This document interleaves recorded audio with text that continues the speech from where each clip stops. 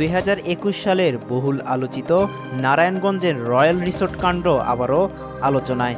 সংসদে এক বিএনপি নেতার বক্তব্যের জেরে দীর্ঘ ফেসবুক পোস্টে বিষয়টি নিয়ে মুখ খুলেছেন মাওলানা মামুনুল হক। 501 ফ্যাসিবাদী হাসিনার ব্যর্থ প্রজেক্ট শিরোনামের পোস্টে তিনি দাবি করেন, রিসোর্টের 501 নম্বর কক্ষে তার সঙ্গে থাকা জান্নাতারা ছিলেন তার বৈধ স্ত্রী।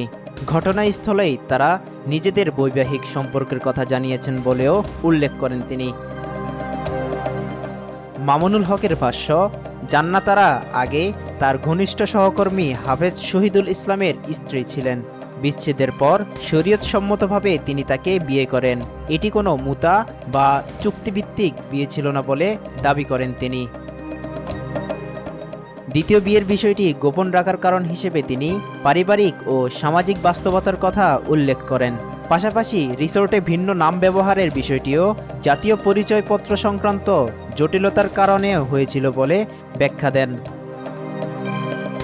পোস্টে মামুনুল হক অভিযোগ করেন, তৎকালীন সরকার, গোয়েন্দা সংস্থা ও কিছু গণমাধ্যমের পরিকল্পিতভাবে তার বিরুদ্ধে মুতা বিয়ে সহ বিভিন্ন অপপ্রচার চালিয়েছিল। তিনি দাবি করেন, জান্নাতারার সঙ্গে তার বৈবাহিক সম্পর্ক 2019 সাল থেকে 2025 সাল পর্যন্ত ছিল এবং পরে পারস্পরিক সমঝোতায় তাদের বিচ্ছেদ ঘটে। সমালোচকদের উদ্দেশ্যে তিনি মুবাহালার আহ্বান জানিয়ে বলেন, কেউ তার বক্তব্যকে মিথ্যা মনে করলে কোরআনের নির্দেশনা অনুযায়ী সত্যমিথ্যা যাচাইয়ের জন্য তিনি প্রস্তুত। পোস্টের শেষাংশে 501 সংখ্যাটিকে নিজের বিরুদ্ধে পরিচালিত কথিত ষড়যন্ত্রের প্রতীক উল্লেখ করে মামুনুল হক বলেন, এটি তার নয়, বরং শেখ হাসিনা সরকারের ব্যর্থতার দলিল। মেহেদী হাসান, আজকাল।